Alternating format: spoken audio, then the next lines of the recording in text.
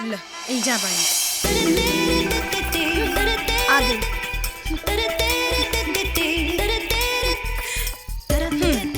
तू एजा बाड़ू। हाँ और बतावा का हाल चाल बा? बढ़िया बा। वो दिन तो खूब मजा आयल रहे ना शादी में। बहुत मजा आयल। का हो आज केने बिजली गिरावे के बा? तोहरा छोटका भैया पर आज तो उनकर ब्रह्मचारी न बच पाई।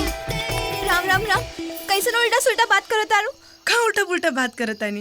प्यार में सब जायज होला। और बतावा तोहर छोटका भैया कहाँ बाड़े हो पिंकी? हाँ, गइल हो ये खेत खरियानी में। अच्छा खलियानी में। तो आज तो खलियानी में इधर ही हुई।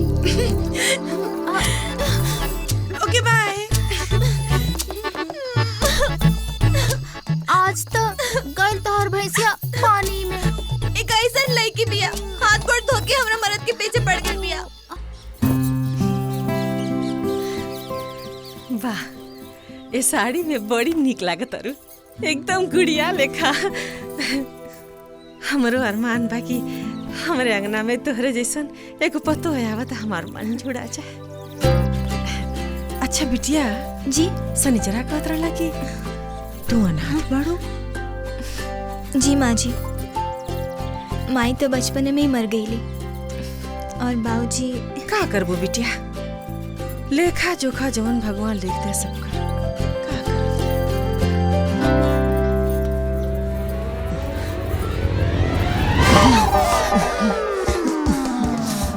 अरे छोड़ो ना, अरे छोड़ो ना। छोड़ रे लौकत नहीं के क्यों तो पकड़ लेबे त? हम जानी ते हई, हम ता जानी कि ते हई। ते हैं ता ई के ह? ई पूजा है बेटा, अपना गांव में आइल बाड़ी दारू छोड़ावे खातिर और लोगन के समझावे खातिर। हाँ, अब कुछ दिन एजा रही है। प्रणाम। अब पूजा ये हमार सबसे छोटका और दुलरुआ बेटा राजू है। तेरे भैया के पानी लिया के दे दे, हम चले हमार रसोई का टाइम होता। दे लिया। ठीक बा।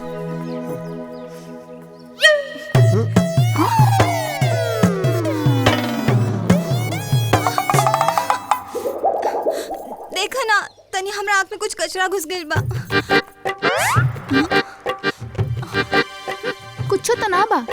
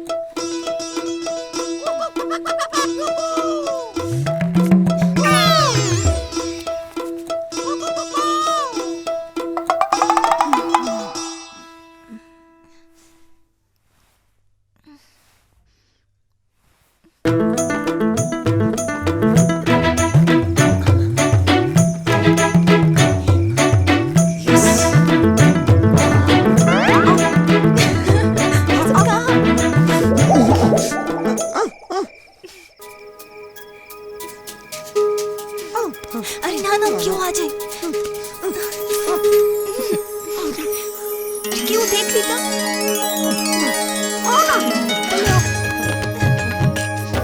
हे भगवान, हम सपनों में ना सोचले रहनी कि अपना मेहरारू संगे चोर खानी सुहाग रात मनाए।